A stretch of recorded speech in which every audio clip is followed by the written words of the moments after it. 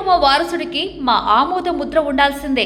China వారసుడిని నిర్ణయించే అధికారం తనకు మాత్రమే ఉందంటూ బౌద్ధమత గురువు దలైలామా చేసిన వ్యాఖ్యలపై చైనా స్పందించింది. దలైలామా వారసుడికి ఖచ్చితంగా తమ ఆమోద ముద్ర ఉండాల్సిందేనని చైనా పేర్కొంది. వారసుడి గుర్తింపు కార్యక్రమాన్ని చైనాలోనే పురాతన విధానాలను అనుసరించి నిర్వహించాలని చైనా విదేశాంగ శాఖ ప్రతినిధి మావో నింగ్ మీడియా సమావేశంలో తెలిపారు. వారసుడి ఎంపిక ప్రక్రియ కేంద్ర ప్రభుత్వ అనుమతికి లోబడి ఉండాలి. 18వ శతాబ్దపు క్వింగ్ రాజవంశం ప్రారంభించిన గోల్డెన్ యాన్ పద్ధతిని అనుసరించాల్సిందేనని మావో నింగ్ తెలిపారు.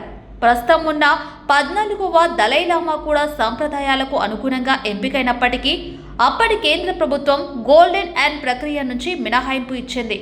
2007లో గోల్డెన్ యాన్ విధానాన్ని చైనా చట్టబద్ధం చేసింది. దీనిలో విదేశీ వ్యక్తులు లేదా సంస్థలు జోక్యం చేసుకోకూడదనే నిబంధన ఉంటుంది అని మావో నింగ్ అన్నారు.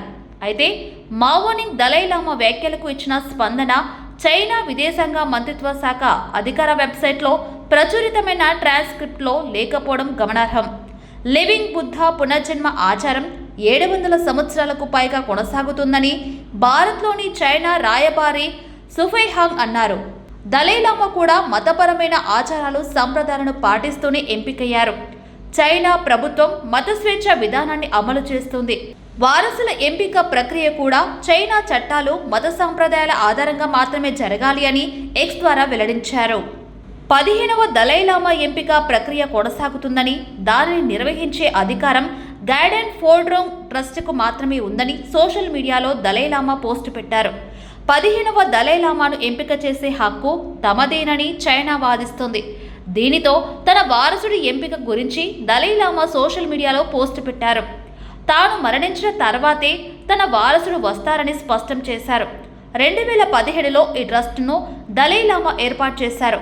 2011 సెప్టెంబర్ 24నే తాను టిబెట్ బౌద్ధ మత పెద్దలు, నాయకులు, ఇతర సంస్థలతో భేటీ నిర్వహించి తన వారసుడి ఎంపిక కొనసాగించాలా అనే అంశంపై అభిప్రాయాలు కోరినట్లు పేర్కొన్నారు. దీనికి అన్ని వర్గాల నుంచి సానుకూల స్పందనలు వచ్చాయన్నారు. స్పందించిన వారిలో టిబెట్ మత పెద్దలు, చైనాలోని వారు కూడా ఉన్నట్లు వెల్లడించారు. టిబెట్ను గుప్పిట పెట్టుకోవడానికి తమ చెప్పు చేతుల్లో ఉండే కీలుబొమ్మను దలైలామా వారసుడిగా ఎంపిక చేయాలని చైనా ఎప్పటి నుంచో ఉబలాట పడుతుంది.